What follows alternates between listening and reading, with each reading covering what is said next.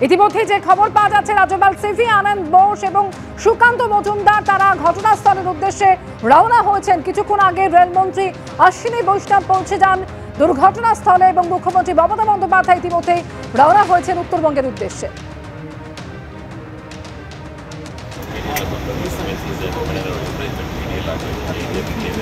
Anti collision device আমি যখন rail minister ছিলাম তখন করেছিলাম, এবং এর জন্য আমি কোঙ্কণ রেলওয়েকে কাজে লাগিয়েছিলাম। মুম্বাইতে, গোয়াতে, আমি নিজে মাডগাঁওতে গেছিলাম। সেটা দেখার পরে এটাকে আবিষ্কার করে প্রত্যেকটা ট্রেনে লাগানো হয়েছিল, যদি ড্রাইভারও ঘুমিয়ে পড়ে অ্যালার্ম দেবে, দুটো ট্রেন কাছাকাছি চলে আসলে আটকে দেবে, এরকম নানা রকম সিগন্যালিং সমস্ত। সুতরাং ওরা ওদের ভাষায় প্রত্যেকটা জিনিস, ভাতটাকে এখন কেউ ভাত বলবে, কেউ রাইস বলবে, কেউ চাল বলবে, কেউ আবার আরও কিছু নতুন ভাষা যুক্ত করতে পারে, সেটা তার নিজের ব্যাপার। বলে আগে মানুষের রক্ষা কবচ, তারপরে এ সমস্ত নানা রকম কথা বলবেন।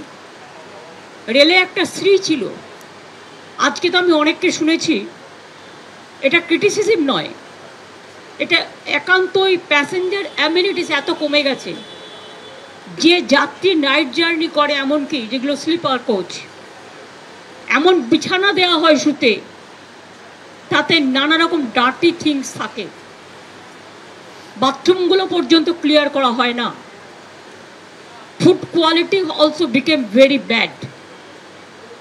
আর এখন আর বলবো রেল ডিপার্টমেন্টও নেই, ওই ডিপার্টমেন্ট মানে ইয়াও হয় ওয়াও হয়।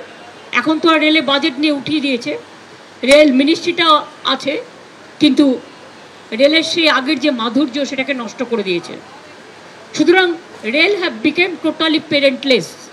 যতক্ষণ পর্যন্ত টোটাল রেস্কিউ অপারেশন ওভার না হয়েছে ততক্ষণ পর্যন্ত সকাল 9টা থেকে আমাদের পুরো অ্যাডমিনিস্ট্রেশন, চিফ সেক্রেটারি থেকে শুরু করে, ডিএম থেকে শুরু করে, পুলিশ থেকে শুরু করে, আমরা সঙ্গে সঙ্গে স্পটে অ্যাম্বুলেন্স পাঠাই, মেডিকেল হসপিটালে ডাক্তারদের পাঠাই, মেডিকেল কলেজে ভর্তির ব্যবস্থা করি, ডেড বডি রেস্কিউ করি এবং ডিজাস্টার টিম পাঠাই, টোটালটাই আমরা করি।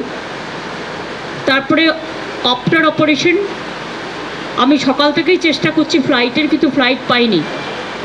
আমি এত দুর্দশা ফ্লাইটের এটা জানতাম না, যে একটা নর্থ বেঙ্গলে যেতে গেলে 12টা 40-এর ফ্লাইট সকালে বুক হয়ে গেছে, তারপর মাঝে একটা ফ্লাইটও নেই, অথচ আমরা ফুয়েল চার্জ ফ্রি করে দিয়েছিলাম।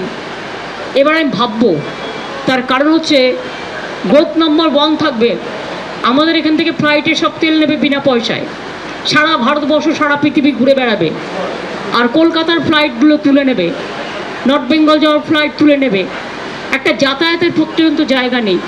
আর আমাদের সরকারে যেটা আমরা জয়েন্ট ভেঞ্চারে চালাই সেটাও আমাদের না বলে চলে গেছে বাইরে, নেই, কেউ নেই। সুতরাং অনেক চেষ্টা করার পরে আমরা বেলা 12টা নাগাদ ইন্ডিগোতে বুক করি, এবং সেখানেও আরেকটা মিস ইনফরমেশান আমাদের দেওয়া হয়েছিল, এয়ার ইন্ডিয়া আছে, পরে বলেছে বলো টিকিট পাওয়া যাচ্ছে না। আমি জানি না কি চলছে দেশে, অ্যাডমিনিস্ট্রেশনটা যদি এত ল্যাক অফ নেগলিজেন্স, এত ল্যাক অফ নুসেন্স হয়, নুসেন্স মিন্স নেগলিজেন্স। রেলে বারবার অ্যাক্সিডেন্ট, আপনারা জানেন এর আগে পুরীতে যেটা হলো সেটাও আমি গিয়েছিলাম, এখনও ওখানে মনে হয় প্রচুর ডেড বডি পড়ে গেছে, যাদের কোনো আইডেন্টিফিকেশান হয়নি, হয়তো এক রেটে পুড়িয়ে দেবে।